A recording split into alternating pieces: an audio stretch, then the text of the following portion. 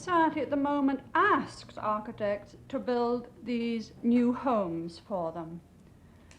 But, I mean, this may be really stupid. We may have to rethink the whole thing. It may be that we should only be asked to repair the roofs and add the odd bathroom to the old industrial houses and just leave people where they are to smash it up in complete abandon and happiness so that nobody has to worry about it anymore. We still feel under an obligation to give to provide the best possible quality, irrespective of what people expect and what treatment it's going to get.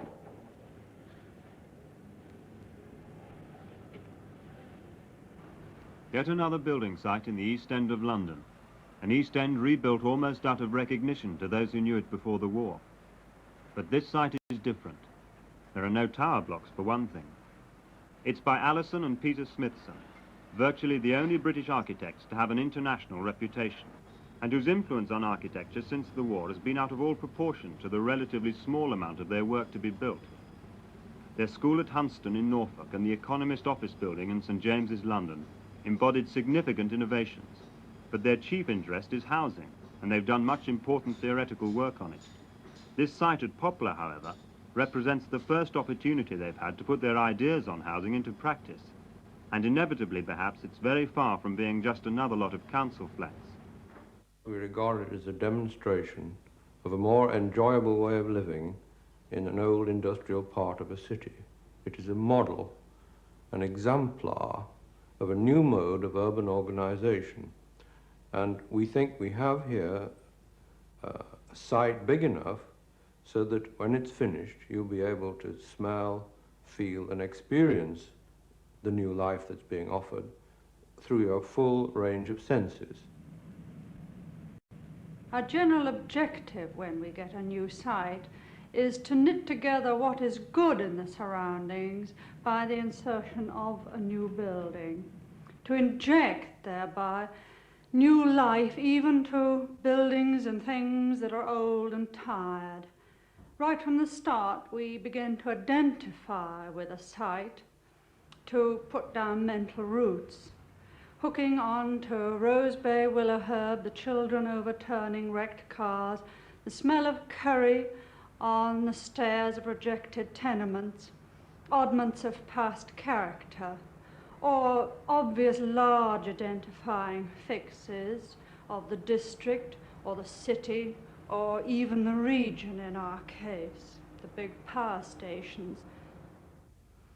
In the late 40s and early 50s, when we first started thinking about housing, the lack of identity and the lack of any pattern of association, we used to talk of objects as found.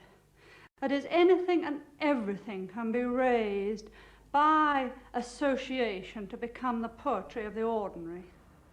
And in this way, an industrial site is very easy to identify with, compared with a semi-detached housing estate, a site on an industrial blight, or one's industrial heritage, it depends how you look at it, can very easily be used to renew a district, to re-identify and become a real piece of urban renewal. This is something to do with urban scale, and that industrial sites are somehow forthright and honest.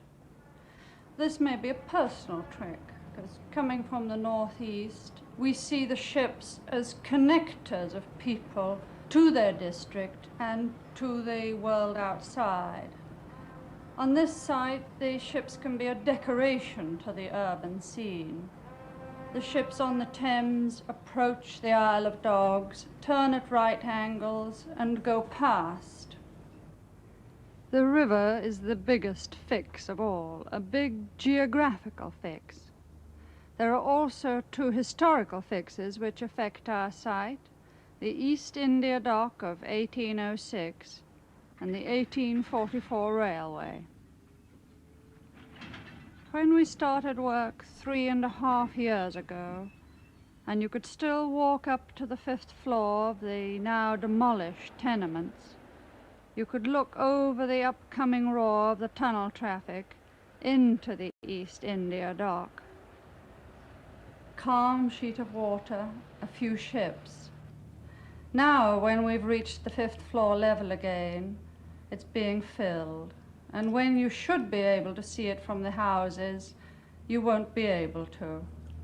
We'll be left with a handful of china shards on the site, maybe ballast from the East Indiaman, maybe cargo fallout used locally.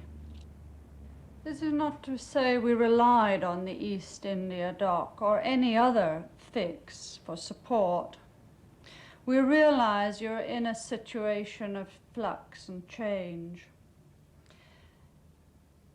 The life has gone from the two historical fixes on site, and the ships on the Thames are literally passing, either down to Tilbury if the container port opens, or to Antwerpen and Delta Port if it doesn't.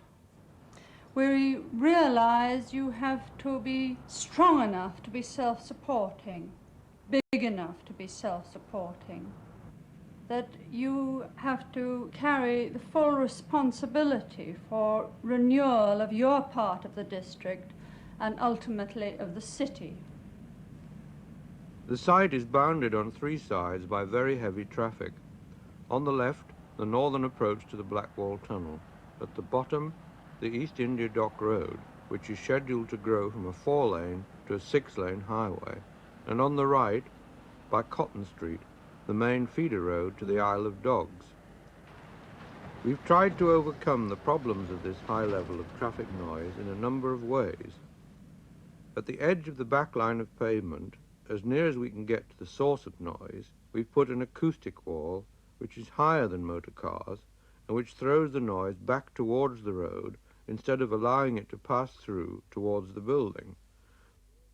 But to stop it looking like a prison, the wall panels have angled gaps between them. So if you walk along, you can keep seeing through, but there is no direct path for sound to pass through. Inside this, a line of trees helps to break up the sound of traffic. And the buildings themselves have been deliberately organized to create an area in the center of the site protected from noise, a stress-free zone. The buildings are not organized like filing cabinets, one after the other. The site has been split like a kipper, with the same functions on the inside in each building. On the outside, we put the noisy next to the noisy, that is, the walkways or decks and the living rooms. But the living rooms themselves are protected by these vertical pieces which stop noise traveling across the face of the building, and by designing the windows so that they can check in a position that admits air at the top but prevents the entry of direct noise at the bottom. With these various devices, we can get the noise level in the living rooms down to a reasonable level. On the inside, away and protected from noise, we place the bedrooms and the kitchens. The kitchens are so planned that a mother can keep an eye on a 2 to 3-year-old child playing out on the access deck on one side, and also from time to time look down on the other side into these play spaces which are intended for the somewhat older children. In the middle of the stress-free zone, the ground is modeled upwards to discourage people from playing football and so making excessive noise, though provision for football is made elsewhere on the site. The mound doesn't look very large on the model, but it is in fact 2 stories high, and it will be a surprising eminence within the flat landscape of the site. There is already in London one place that has a central stress-free zone, and that is Gray's Inn. Gray's Inn is still an extraordinarily civilized place. It has become more livable as traffic has got worse by contrast to the area surrounding it. Its little pool of calm in central London is one of the real discoveries almost of the last 10 years. The idea that one could have rooms or chambers there looking out onto this quiet central tree-filled area is marvellous. London has these simple, good spaces, but above this scale, there's virtually nothing. London really has never faced up to being more than a collection of villages. No, that the idea that you could have a collection, a scatter of events as a city is quite acceptable to us, providing, of course, that the communication systems work well. But when a city becomes big, when a city becomes an urban region, the scale of the parts, the scale of these events, the pieces of the scatter, the scale of them's got to be increased so that it matches the scale of the urban region. And that's the scale of the communication systems, the scale of its leisure areas, the scale of the zones of operation of the city. All have got to get bigger and more obviously structured and interrelated to one another. Structured and interrelated so that they can be read as easily by ordinary people as we hope our building will be read. This site is just big enough for us to say and for people to read a whole sentence in the language of architecture. The language of architecture is something that can both explain and enhance the use of a building. Thus, in an old building, you recognize where the door is because it is identified by a portico. In a new building, we have to produce equivalent symbols which indicate where you're supposed to walk in, where you drive, where you bring the dust cart, and so on.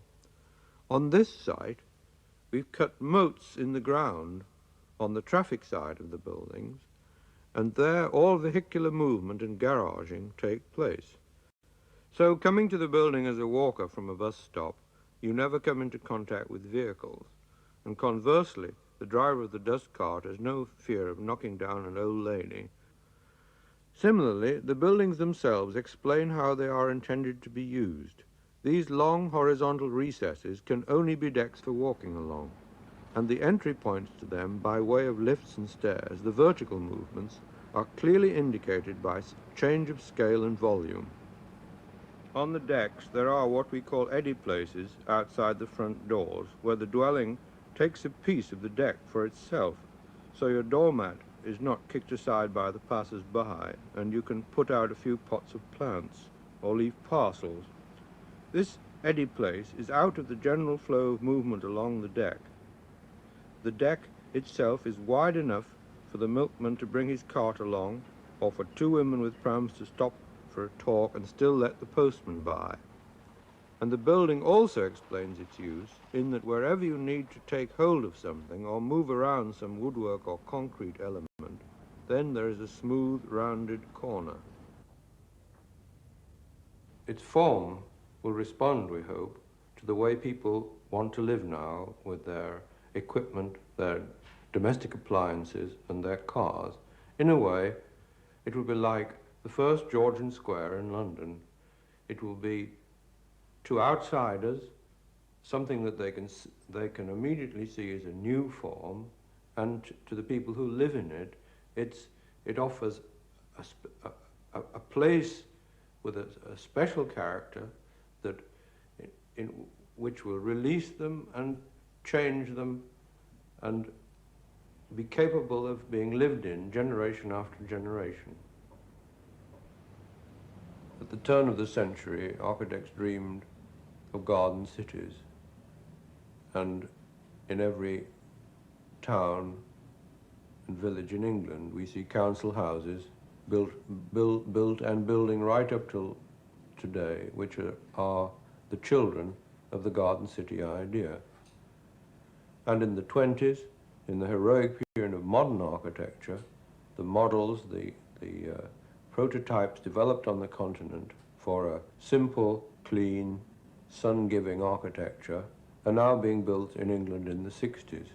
What we have now is people living in these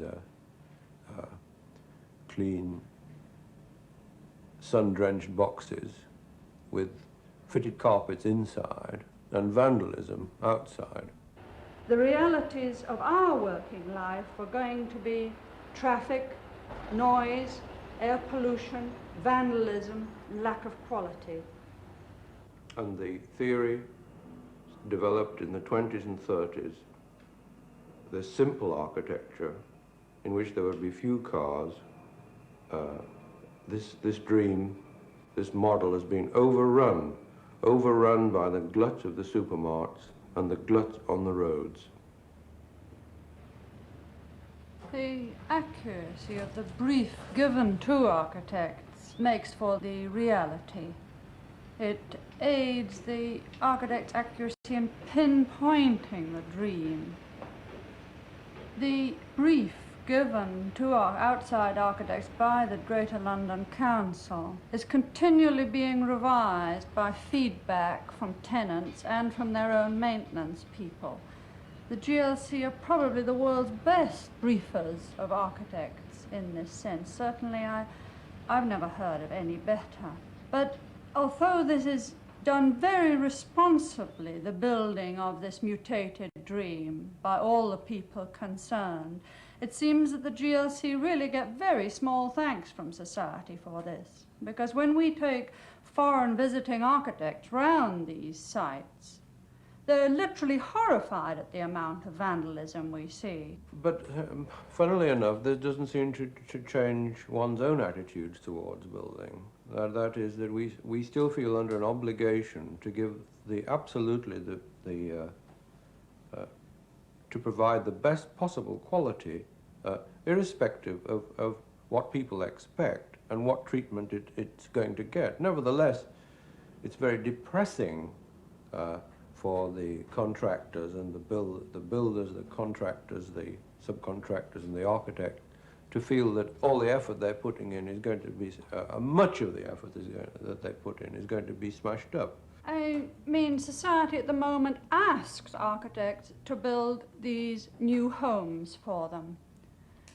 But, I mean, this may be really stupid. We may have to rethink the whole thing. It may be that we should only be asked to repair the roofs and add the odd bathroom to the old industrial houses and just leave people where they are to smash it up in complete abandon and happiness so that nobody has to worry about it anymore.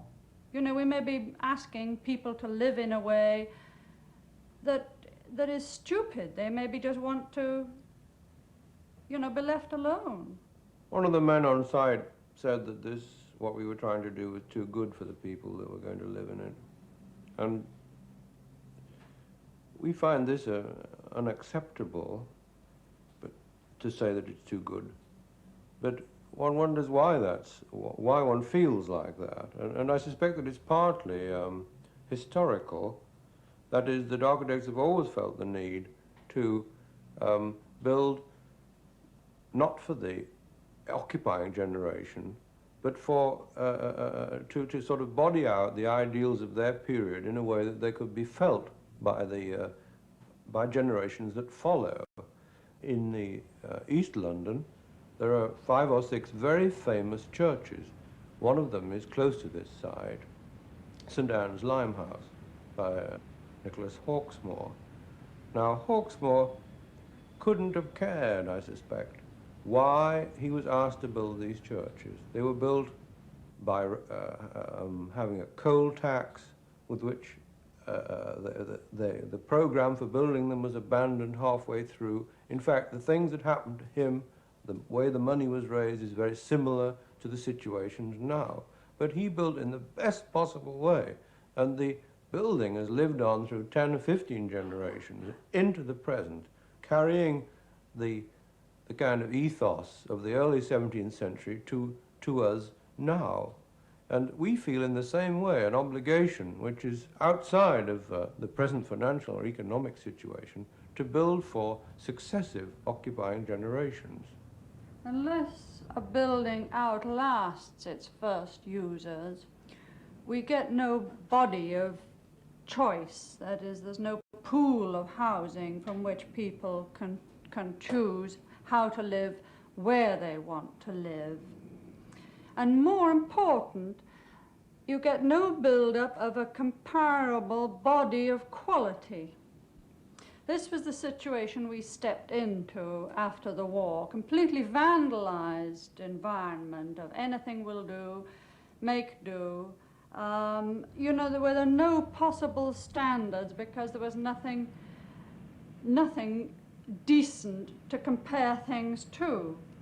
Therefore, maintenance of quality objects is a real cultural necessity. Londoners are not particularly good at this. I don't think they really know about it. That is, if culture of cities was a criteria for joining the common market, any African state would have as good a chance as Londoners have. If we're not to be torn apart by our differing individual natures as makers and destroyers, society has to make a framework so that the makers can get ahead of the destroyers. Although it's not the architect's business to think about mechanisms for changing the responsibility for housing in order to combat vandalism, it is our duty to speak about it in order to safeguard the architect's dream of what housing could be like. And there are obviously understood ways, such as giving the tenants full responsibility for keeping the house and the outside the doorstep and the grounds in perfect condition to hand on to the next generation, who, after all, are an extension of ourselves. They're not some nebulous characters. At the moment, there is a terrific lack of fit between those things which people own, the way people treat things they own, and the way they think about and treat what is in the public area of ownership. This is reflected terribly obviously when you go into any dwelling, any house in any part of the country. The inside is almost always well kept, well furnished, clean. The outside, particularly in state housing, broken lifts, smashed up glass in entrance halls, all the things we all know about. The architect is in a strange situation, but he can recognize that the people's aspirations about how they wish to behave, that's a funny way of putting it, are changing. That is, in spite of the vandalism, that people are learning to expect a style of life which has more quality and, in a sense, more control. And this is most clearly seen in the leisure pattern. Ironically enough, an opportunity to extend this leisure pattern on a huge scale is being missed not far from our site. The scale of the London docks is the sort of scale we're talking about. This is an area equal to medieval London, and yet it's a tiny area seen in the whole Greater London urban region. A few water parks at that scale, not needing grass cutting, no trouble with footballers wearing the surface off. This water as leisure, pleasure structured housing groups is the European fashion at the moment. For Tower Hamlets, such a fashion is an economic bonanza, like having an oil well in the back garden, or backyard in their case. France has a regional plan which is Roussillon to Languedoc, virtually Marseille to the Spanish border of water pleasure structured towns. As well as this, there's development all along the coast, and architect Spurry has built his dream of what housing could be like in relation to water, using for this town traditional Provençal materials and the peasant language of architecture. But his dream was of a pedestrian town, and the house owners import Grimaud, take their cars in to load and unload, but take them outside to park. Therefore, this town is a pleasure to use. It works. It's a real economic success. It's the sort of place you can take your children to the beach, and they can go and get an ice cream, and you just don't have to worry about it. And it only started in June 1966. we could allow ourselves such pleasures in London. We needn't be so puritanical about the fact that the dock water is right next to the River Thames and so near the Lee Valley pleasure grounds. Venice sinks in the mud. They'll be round collecting to save it, prop it up. We could have a new Venice in London. It's virtually the same size if you take from St. Catherine's Dock by the Tower to East India Dock, which is by our site. The people who will live in Robin Hood Gardens will use this way out of London in their cars. They're the privileged few in our society. They enjoy the welfare state, and they don't have heavy taxes to give them angst. And it's not for them to worry about the quality of the motorway, the fact that the fences are inconsistent, the lampposts are ugly, there are too many signs. The bypassed and the bypassers are unprotected. The generation younger than ours are extremely depressed about the lack of quality in the road program, considering so much of it as so many roads are being built in Germany and America. It's as if we were a country of ostriches. But our attitude to motorways, ringways, is at last a chance of a great reversal. A chance at last to get all traffic out of domestic environments. We are longing for the day in which the motorway pattern and the mass transit system lines can settle down so that we can get on with the job of rebuilding a quiet, more humane living environment.